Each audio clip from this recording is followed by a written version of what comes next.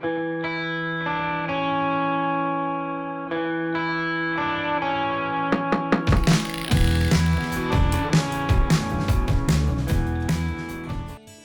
everyone, Mike here from Bikes by Mike with another cycling related video. Today I'm spending all my time in my basement to talk to you about Garmin's latest flagship cycle computer, the Garmin Edge 1040. If you're an existing owner of a Garmin Edge cycle computer, I'll give you my top 5 reasons why you should consider upgrading to their newest top tier unit. But even if you aren't a current Garmin user, this video will help you decide whether it's worth your money picking up Garmin's premium cycle computer offering.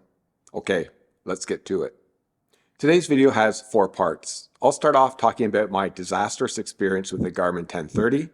I spoke to Garmin directly about this, and I'll tell you what they said and what they did. I'll then give you a quick side-by-side comparison of the specs of the 1030 versus the 1040 units, followed by my top 5 best new features of the 1040. I'll then share with you my biggest gripe with the 1040, and I'll wrap things up with my overall rating and final thoughts.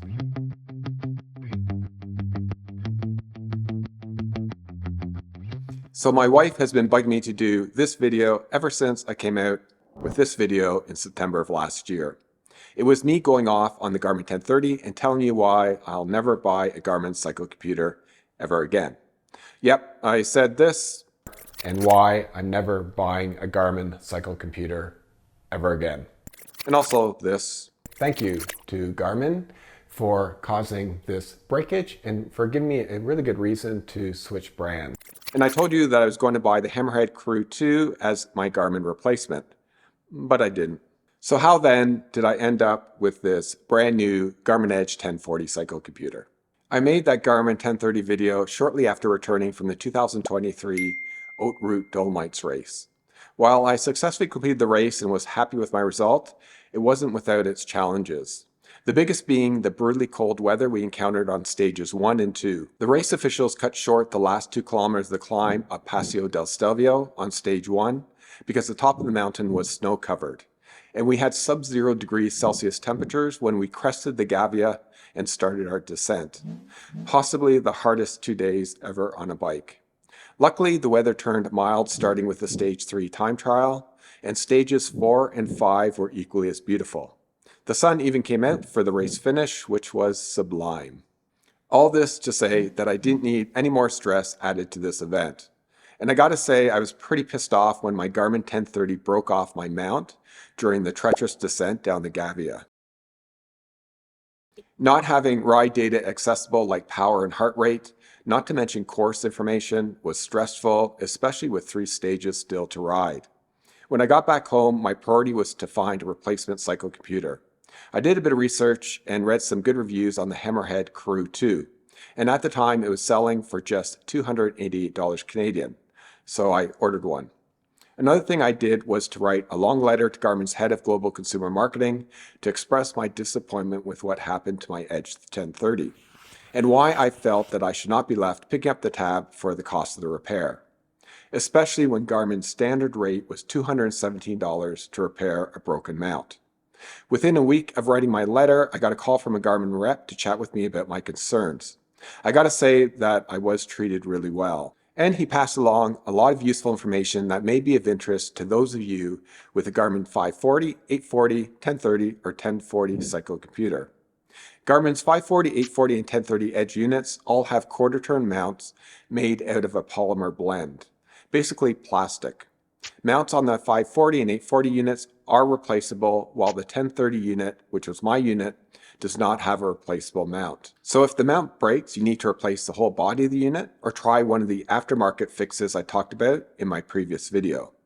The newest Garmin Edge 1040 and 1040 Solar have a quarter-turn mount made out of metal, which is much more durable. Garmin has a quality control lab where they test their Garmin Edge unit mounts and casings for durability under extreme temperature changes and vibration. And they stand behind the polymer blend used on their 540, 840, and 1030 mounts. They claim there have been some failures with the plastic mounts, but not many. They attribute those failures to manufacturing defects, not to improper design or poor quality polymer blend. As a goodwill gesture, Garmin replaced my 1030 unit with a brand new Garmin 1040 at their expense. So this is my long-winded story of how I ended up with this unit here. While I was told they wanted to recognize me for being a long-standing Garmin customer, I do think that writing them a long letter had something to do with my preferential treatment, as did my YouTube channel. As luck would have it, my Hammerhead Crew 2 never arrived. It was on back order, so I was able to cancel my order and get a full refund.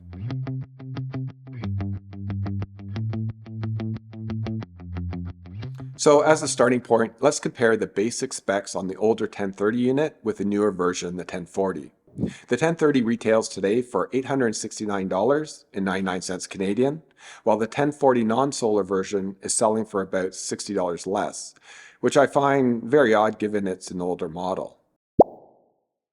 In terms of the overall device size, screen size, and weight, they are virtually identical. And the same goes for the screen resolution, which is 282 by 470 pixels for both, which equates to 156 pixels per inch. I'll talk more about resolution a bit later. Battery life has improved from a claimed 24 hours for the 1030 to up to 35 hours for the 1040. The solar version of the 1040 has even better performance, of course. But I'd say the real-world battery life, based on how most of us would use the device, is less than half the claimed amounts, but still a leader when compared to most other cyclocomputers. Both come with 32 gigabytes of internal storage, which will be just fine for most usage. And the most important improvement for me is the new 1040 now comes with a metal quarter-turn mount. This is way more durable than the polymer mount found on the previous generation 1030. Last but not least is that the 1040 has a new user interface, which I'll talk about a bit later.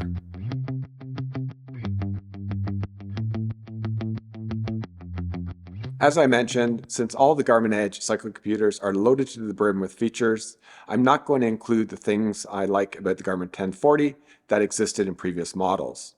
I really want to give you my list of the top 5 best new features. This will be most helpful to existing Garmin Edge owners considering whether to upgrade to the 1040. First off, it's debatable whether the 1040 is different enough to its predecessor to justify a new model number. I think of it more as a 1030 Plus or 1030.2, but no marketing rep would want to call it that. But I think my top 5 list speaks for itself.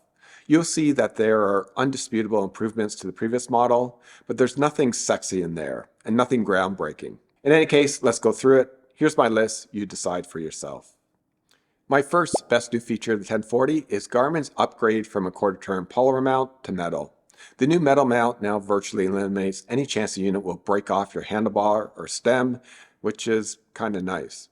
In my opinion, going with a plastic mount on the previous generation model was an ill-conceived decision on Garmin's part. Given my own experience with 1030, not having a metal mount would be a deal breaker for me. If Garmin hadn't made this change, it would be bye-bye Garmin for me. Well, maybe not, as I got the unit for free.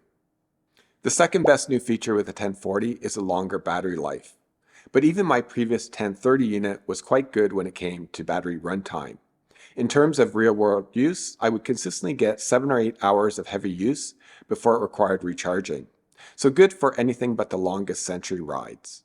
But with the 1040, you can be out all day for 12 hours and have plenty of charge. It's just nice not having to think about the need to conserve battery life on a ride. The Garmin 1040 is recognized for having one of the longest running batteries of any cyclocomputer on the market. Feature number 3 is a new and improved user interface. This is the one improvement I really didn't think would make much of a difference, but it does. Looking back, the 1030 just feels a bit dated. The changes are subtle, but they make navigating through the menus more intuitive. And while Garmin hasn't advertised that they've gone with a faster processor, it does feel more responsive to me. If they haven't changed the processor or the operating system, then I suspect they are able to get faster screen response with a more efficient user interface. Kudos to Garmin for really taking a big step forward on this one. Feature number 4 is the replacement of the older style USB micro B connection to USB-C. This is the way most portable electronic devices are going these days. Not only is the port less likely to get damaged through repeated plugging and unplugging of a charging cord, but it charges faster than the previous 1030 model. And shorter charging times are always nice. My final pick for the best new feature of the Garmin 1040 is the improved color contrast. Yeah, boring. But it does make the unit just that little bit nicer to operate. It's a very slight improvement over 1030, but especially when using the map navigation, Every bit of additional clarity on the screen makes a huge difference. So while they haven't improved the screen resolution in this newest generation model, they've at least made an effort to improve screen clarity by improving contrast.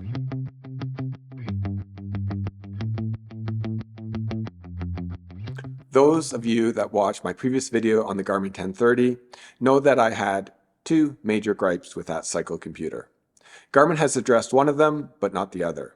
The first one is the quarter-turn mount. As I mentioned, they've replaced the plastic, non-replaceable mount with a very robust metal version. See, Garmin, that wasn't so hard, was it?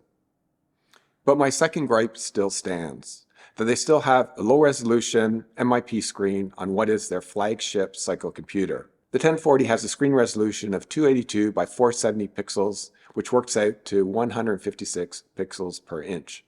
This is the same resolution as the previous model and hasn't changed through several generations of Edge units. As a comparison, the Hammerhead Crew 2 has a screen resolution of 294 ppi, and the iPhone 15 comes in at a whopping 460 ppi. Garmin uses MIP or memory and pixel technology in all of their Edge devices. These types of screens are characterized by low power consumption, high contrast, and excellent readability in bright conditions. All things that are important for the conditions put to cycle computers. One major downside to MIP displays is that they're inherently low resolution. Let's be honest, these displays look like crap when you compare them to OLED and AMOLED displays common in all but the cheapest smartphones. Yes, it is true that smartphones are larger than cycle computers and carry a larger battery, but they also have larger screens. Without doubt, most people buying a Garmin 1040 are doing it for its superior navigation and mapping features. That's where it excels and where many of its competitors don't. So having a low-res display not only makes the unit look cheap, but it makes it less functional as the screen is more difficult to read. This is especially true when you only have a fraction of a second to look down at it, like when mountain biking. I share the same opinion expressed by many others, that Garmin, as well as other brands, have used the battery preservation argument too long as justification for not improving screen image quality. The fact that we are now seeing super crisp color screens on fitness watches proves that battery life is no longer an obstacle. Heck, Garmin itself added AMOLED to 2 of the Forerunner watches last year, so they themselves proved that it can be done. Plus, they released a new budget-focused Forerunner 165 earlier this year, which also has an AMOLED display. I'm certain that Garmin will add better displays to their Edge units in the future. They'll have to if they want to remain competitive.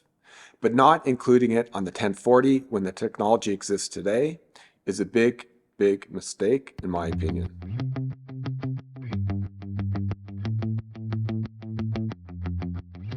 Time now for my rating and final thoughts on the Garmin Edge 1040.